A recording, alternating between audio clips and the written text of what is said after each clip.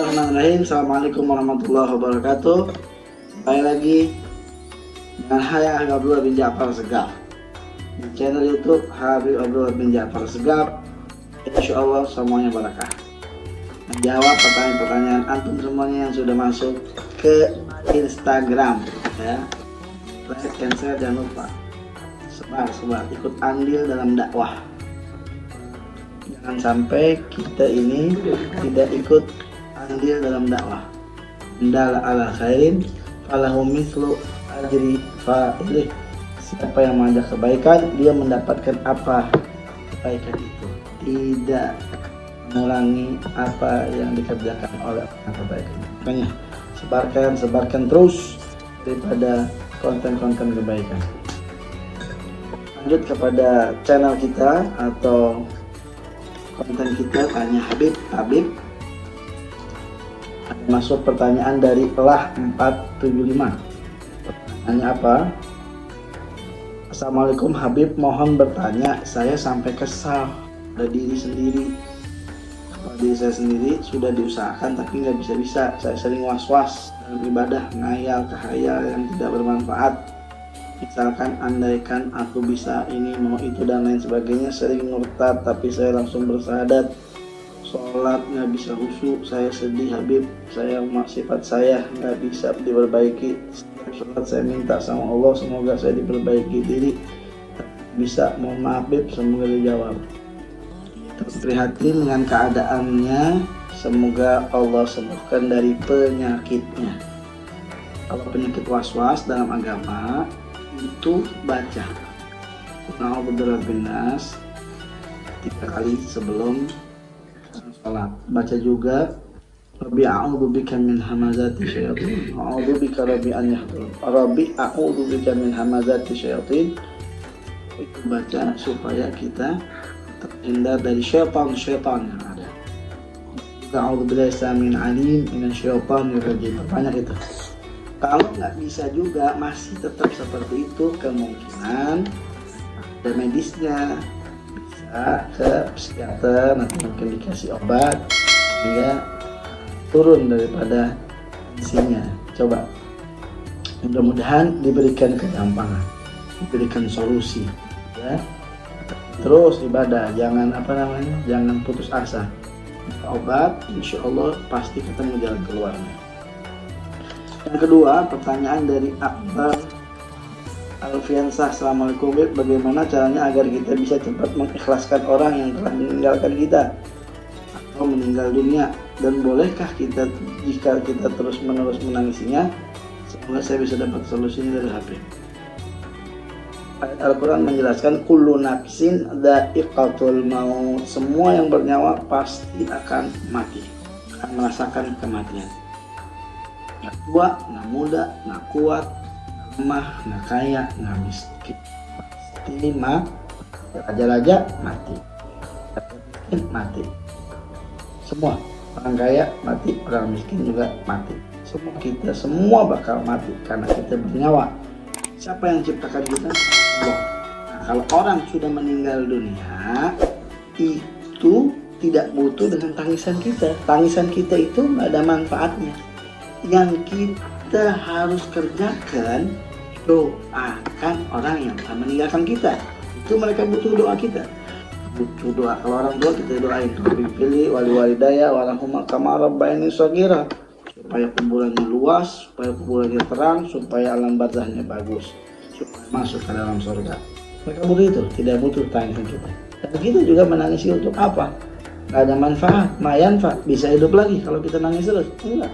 Kita tunjukkan kepada orang yang meninggalkan kita, itu bahwa kita bisa mendoakan dia, bisa sukses di dunia, mendoakan dia dengan kebaikan pastinya, ya. Jadi saya harapkan sudah, jangan menangis terus, tapi berbuat baik dan berdoa untuk orang yang telah meninggalkan kita. Terakhir dari Rizky Apani 19. Assalamualaikum Beb, hadis Arba'in nomor 4, di situ dijelaskan bahwasanya ada di antara kalian ada yang melakukan perbuatan ahli surga hingga dirinya masuk surga, dan dirinya dengan surga tinggal sehasta. lagi, tapi udah tercatat dalam kitab dia melakukan perbuatan ahli neraka, masuklah dia ke dalam neraka. Gimana Bib? Udah berusaha mengharapkan rahmat, terus di dalam kitab dia ditulis masuk neraka. Apakah itu sama dengan apa itu sama dengan sia-sia Bib? Mohon maaf Bib bila kalau pertanyaan salah. Tidak ada yang sia-sia.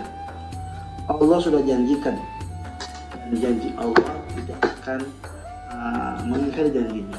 Innallaha la yukhliful mi'ad. Allah janji, innal abrar lafi na'im wa innal fujjar lafi jahim.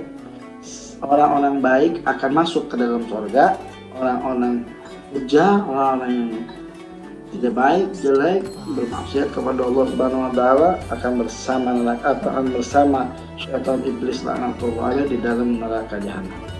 Itu janji Allah Subhanahu wa taala. Kita sebagai hamba disuruh oleh Allah Subhanahu wa taala beriman kepada Allah, yakin kepada Allah. Nah, bagaimana caranya kita meyakini Allah Subhanahu wa taala? Mengimplementasikan daripada keyakinan kita, kita punya keyakinan diaplikasikan dengan apa? Dengan amalan, ketakwaan.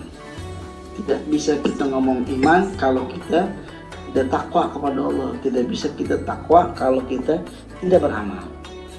Amalan-amalan yang kita kerjakan, kebaikan-kebaikan untuk menuju ketakwaan kepada Allah, untuk mendapatkan keimanan kepada Allah, sehingga kita masuk ke dalam surga Allah Subhanahu wa taala. Kalau kita berbuat tidak baik, fujar, naudzubillah min dzalik, itu tandanya kita jauh dari rahmat Allah Subhanahu wa taala. Yang tadi di hadis arba'in itu, yasbiqu alaihil kitab, itu masih tahu kepada kita bahwa semua kepastiannya Allah Subhanahu wa taala. Kita tidak bisa, di saya berbuat baik maka saya wajib masuk ke dalam surga. Tidak. Itu orang berbuat tidak baik sampai kita yakin orang itu akan masuk ke dalam neraka jahanam karena tidak pernah berbuat tidak baik. Tidak pernah berbuat baik. Perbuatannya maksiat, akan sehasta lagi dia masuk neraka. Dia akan masuk ke neraka. Tidak bisa. Yang menentukan neraka surga Allah. Kita diharuskan, kita ini diperintahkan ibadah, taat. Ma'alaknal jinna wal insa illa liya'budun. Tidaklah diciptakan jin dan manusia kecuali ibadah. Tidak ada yang sia-sia. Saya kasih tahu lagi, tidak ada yang sia-sia. Pasti semua ada manfaatnya. Makan, minum, apapun itu, tidur, kalau diniatkan ibadah pasti ada manfaatnya.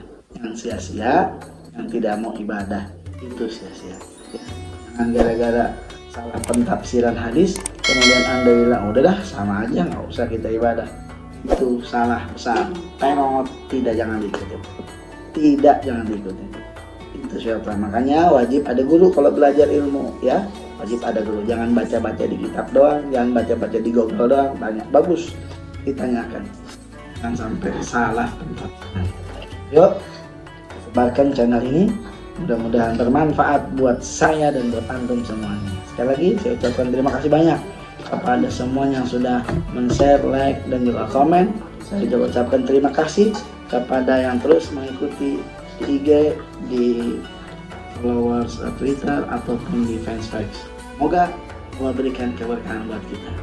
Puasa kita diterima dan kita dipanjangkan umur, orang tua kita juga diberikan keberkahan oleh Allah Subhanahu wa taala.